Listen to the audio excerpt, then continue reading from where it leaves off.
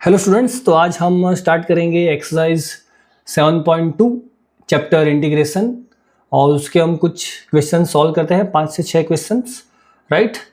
तो सबसे पहला क्वेश्चन क्या है? इंटीग्रल ऑफ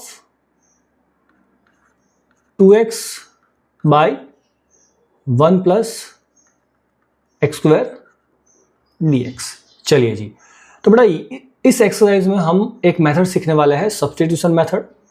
क्या नाम है? Substitution method. जिसमें क्या होगा, आपको देखना पड़ेगा कि कौन सा ऐसा वेरिएबल है जिसको, कौन सा ऐसा फंक्शन है जिसको हम सब्स्टिट्यूट करेंगे। देखो, इंटीग्रेशन में ना आपके एक तो डिनोमिनेटर में अगर कोई आपका फंक्शन हो जाए, उसका हम इंटीग्रेशन निकाल नहीं सकते डायरेक्टली। तो यहां पे डिनोमिनेटर में क्या है? 1 प्लस एक्स स्क्वायर, राइट। तो हमें इस 1 प्लस एक्स स्क्वायर को क्या करना होगा? सब्स्टिट्यूट करना पड़ेगा, क्योंकि ये हमें इंटीग्रल निकालने में दिक्कत दे रहा है ना। तो आप सिर्फ एक क्वेश्चन सीखिए पहले, let 1 plus x square is equal to t. तो यहां पे हमने 1 प्लस एक्स स्क्वायर को क्या सपोज किया बेटा? टी, है ना। अब इस टी का हम क्या करना है? x के रिस्पेक्ट में हमें डिफरेंशिएशन निकालना है ना, डेरिवेटिव करना है। तो हम क्या करेंगे? dt by D x. बेटा थोड़ी ना मेरी हैंड राइटिंग थोड़ी ऐसी आएगी, रीज़न क्योंकि मैं ये स्टार्ट ही किया है, मैंने नया है ये पेन टैब पे लिखना, है ना। तो थोड़ा मैनेज करना, प्रैक्टिस के साथ मेरा हो जाएगा। सो dt by D x will be, अब देखो t क्या है? 1 प्लस एक्स स्क्वायर। उसका x के रिस्पेक्ट में जब आप डेरिवेटिव करोगे तो क्या हो जाएगा? 1 का 0 और एक्स स्क्वायर का 2x, है ना। और फिर आगे हम इस dt को क्या लिखते हैं? dt इज इक्वल टू, ये dx यहाँ पे लेके आ जाते हैं तो क्या हो गया? dt equal to 2x dx, right. तो अब आप देखो जरा, ये जो 2x dx है वो कहाँ पे है? ये रहा। आपकी जो ये जो पूरी टर्म बन गई वो क्या हो गई? 2x dx will be dt, और यहाँ पे 1 प्लस एक्स क्या हो जाएगा बेटा? 1 अपॉन t। तो ये जो पूरा जो आपका इंटीग्रल था, ये अब आपका t के वेरिएबल में आ गया, है ना, t में आ गया। यही तो हमारा काम था कि यहाँ पे जो नीचे जो 1 प्लस एक्स है जो हमें इंटीग्रल निकालने में दिक्कत दे रहा है, तो उसको हमने क्या कर दिया? सब्स्टिट्यूट कर दिया। किस वेरिएबल में? t के वेरिएबल में। So now the new integral will be in the form of t which will be equals to, मान लो ये अगर आपका i है तो हमारा i क्या हो जाएगा? i is equals to integral 1 upon 1 plus x को यहाँ पे हम लिख देंगे 1 अपॉन टी, क्योंकि 1 प्लस एक्स क्या था? टी, और यहाँ पे 2x dx will be dt। तो अब आपका इंटीग्रल क्या हो गया बेटा? इंटीग्रल 1 अपॉन टी dt, है ना। और 1 अपॉन टी का इंटीग्रल क्या नहीं होता है? log t। क्या होता है बेटा? log mod t plus c। So again हम क्या करेंगे? t की जगह पे फिर से, क्योंकि हमारा ओरिजिनल इंटीग्रल तो x के वेरिएबल में था ना, तो t की जगह पे हम क्या रख देंगे? 1 प्लस एक्स स्क्वायर प्लस सी, और ये है हमारा फाइनल आंसर, है ना, राइट। तो ये था पहला क्वेश्चन। स्टेप बाय स्टेप आप बस देखते जाइए, आपको आता जाएगा, है ना। पहले इस मेथड को हमें क्या करना है बेटा? क्लियर करना है। ओके, तो अब हम करते हैं दूसरा क्वेश्चन।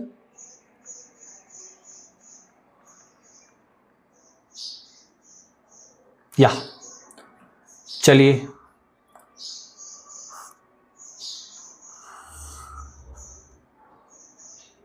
सेकंड क्वेश्चन क्या है? log x whole square divide by x, इसका इंटीग्रल। चलिए जी, तो अब यहां पे फिर से देखो जरा, आपको पहले ना हिंट क्वेश्चन ही दे देगा कि किसको हमें सब्स्टिट्यूट करना है, राइट।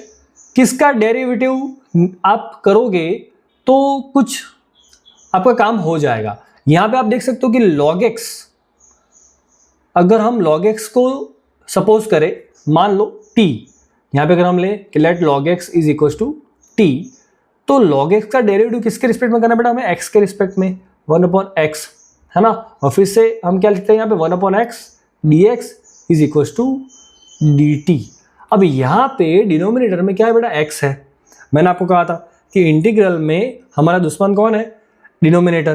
डिनोमिनेटर आया तो हमें गड़बड़ी होगी, है ना। तो मान के चलो इसको मैं लिखता हूं let I is equal to integral log x का डिवाइड बाई एक्स, यहाँ पे लॉग एक्स का क्या बेटा टू द पावर 2। चलिए can I write this integral as integral of log x का स्क्वायर और 1/x dx। इस x को मैंने क्या किया अलग से लिख दिया 1/x dx। क्यों लिखा? बिकॉज यहां पे देखिए जरा 1/x dx क्या हो गया बेटा dt, है ना।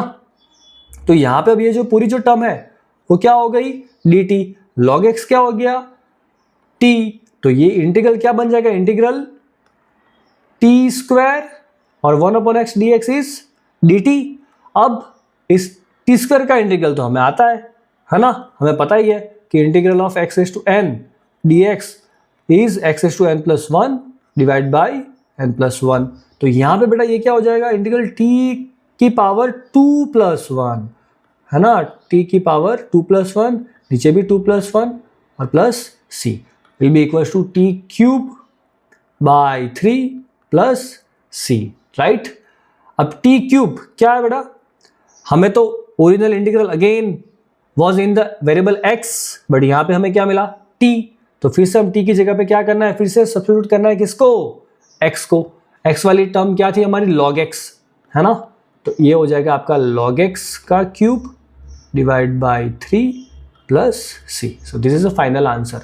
आई नो अभी ये थोड़ा सा अजीब लग रहा है ना, मिसमैनेजमेंट जैसा, क्योंकि बड़ा ये मेरे लिए न्यू है ना। मैं अभी नया मैंने अभी स्टार्ट किया हुआ है पेन टेप से लिखना, तो मैं भी अभी सीख रहा हूँ, राइट। यहाँ से मैं ऐड पेज करके ऐसे न्यू पेज आ जाएगा, तो थोड़ा कोऑपरेट करना प्लीज़, है ना। चलिए, तो वो था बेटा सेकंड क्वेश्चन। अब हम करते हैं थर्ड क्वेश्चन। चलिए जी, थर्ड क्या है, 1 by integral of 1 by x plus x into log x dx। चलिए जी, इसको हमने मान लिया बेटा i। तो फिर से देखो डिनोमिनेटर में आ गया x plus x log x, हमारा दुश्मन आ गया यहाँ पे भाई, सतर्क रहिएगा। चलिए, तो बेटा यहाँ पे सबसे पहले जो हमें दिखता है ना वो क्या है कि नीचे से डिनोमिनेटर में से हम x को कॉमन निकाल लेंगे। तो क्या करेंगे, i is equal to 1 by x common, पहले में से x गया तो 1 और यहाँ से x गया तो log x, तो आपका क्या हो गया total integral 1 by x bracket में 1 प्लस log x। अब फिर से देखो जरा, क्या ये वही टर्म नहीं दिख रही है आपको 1/x और फिर ये dx, है ना। और ये 1/x dx कैसे दूर होगा, अगर हम log x को सब्स्टिट्यूट कर दे, मतलब log x को अगर हम सपोज करें t, है ना। तो यहाँ पे आपके पास दो रास्ते हैं, आप या तो सिर्फ log x को t ले लो, यहाँ पे मैं करता हूँ, या तो सिर्फ आप log x को t ले लो, तो क्या आ जाएगा 1/x dx is equal to dt। या तो फिर अगर आप log x को लोगे तो ये क्या होगा बेटा 1 प्लस t हो जाएगा, है ना।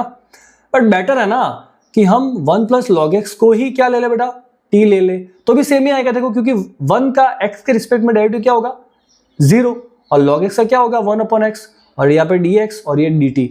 तो आपने 1 प्लस log x को लिया तो भी यही हुआ और आपने log x को लिया तो भी यही आया, तो बेटर है ना कि हम यहाँ पे 1 प्लस log x को ही t ले ले। सो ये करने से आपका इंटीग्रल क्या हो जाएगा बेटा, i is equal to integral 1 by x, मैंने क्या लिखा x को अलग से लिखा और यहाँ पे इसको मैंने लिख दिया 1 प्लस log x, ये थी हमारी दो टर्म और ये हो गया t। देखना ये बेटा ये थोड़ा, हाँ ये दूसरा स्टेप है ना, ये वाला स्टेप, जिसको मैंने कैसे लिखा 1/x multiply by 1/1 plus log x। चलो now it will becomes i is equal to integral, अब देखो ये जो 1 प्लस log x था ये क्या था बेटा पूरा हमारा t, तो इसको हम लिख दिया t और यहाँ पे ये 1 प्लस x और ये वाला dx क्या हो गया dt हो गया। तो हमारा इंटीग्रल किस में कन्वर्ट हो गया, इंटीग्रल 1/t dt। अब बेटा ये तो आसान है ना, i is equal to 1/t dt मतलब क्या, इसका इंटीग्रल होता है आपका log mod t plus c। चलिए, तो अगेन हम क्या करेंगे, x के रिस्पेक्ट में लिख देंगे, आई मीन वेरिएबल x में लिखेंगे। तो t की जगह पे क्या था, t की जगह पे था हमारा 1 प्लस लॉग x। तो ये हो गया आपका final answer 1 plus log of 1 plus log x plus c, right. चलिए नेक्स्ट क्वेश्चन, फोर्थ वन क्या था, साइन x, अभी आई सपोज कर लेता ना, sine x into sine of cos x dx। Yes, चलिए ये भी अच्छा क्वेश्चन है, आसान है।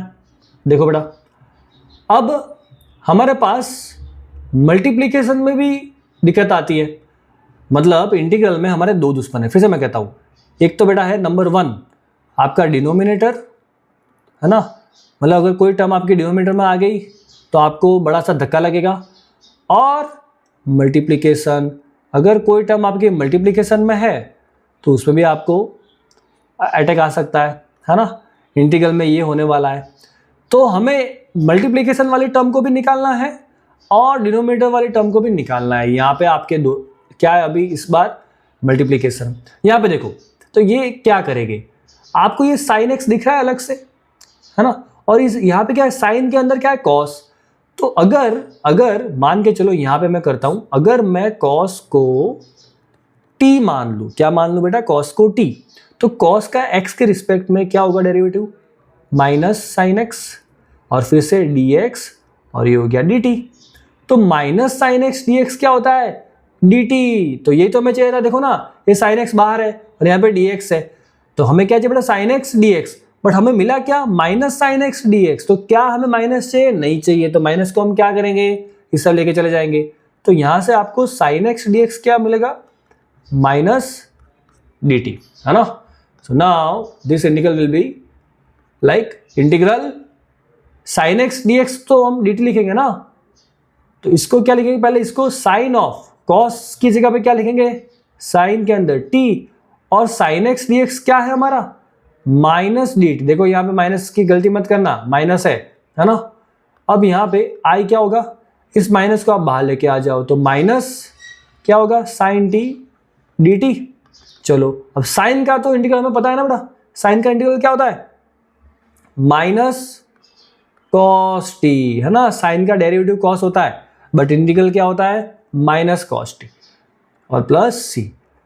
तो ये क्या हो गया, minus minus plus cos T plus सी।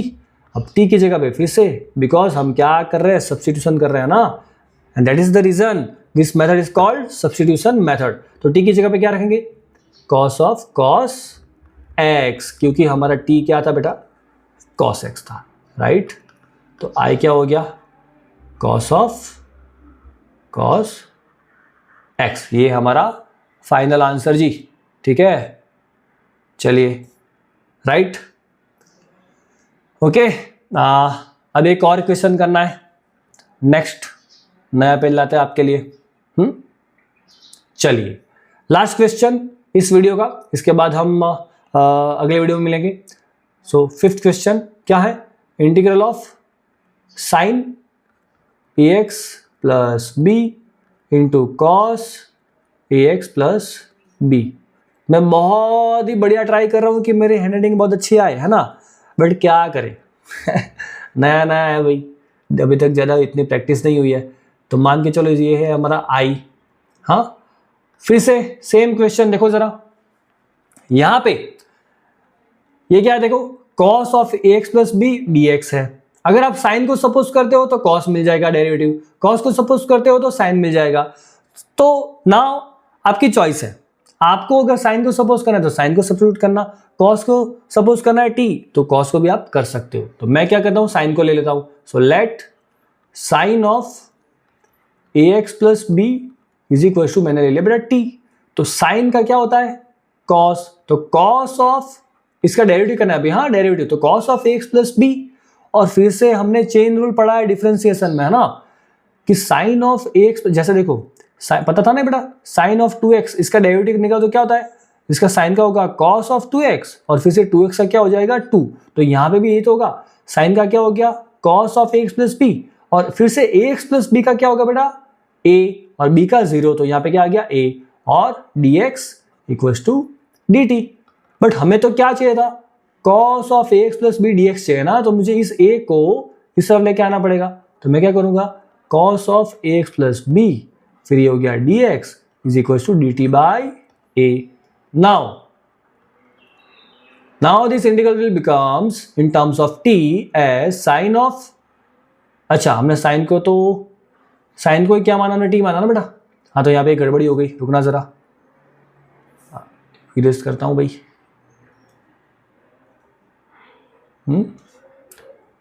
देखिए इरेजर भी आ जाता है फटाफट। देखो भाई, तो i इज इक्वल्स टू, हमने क्या माना, sine of ax plus b को t माना ना, तो ये क्या हो जाएगा t, और ये हो गया आपका dt बाई a।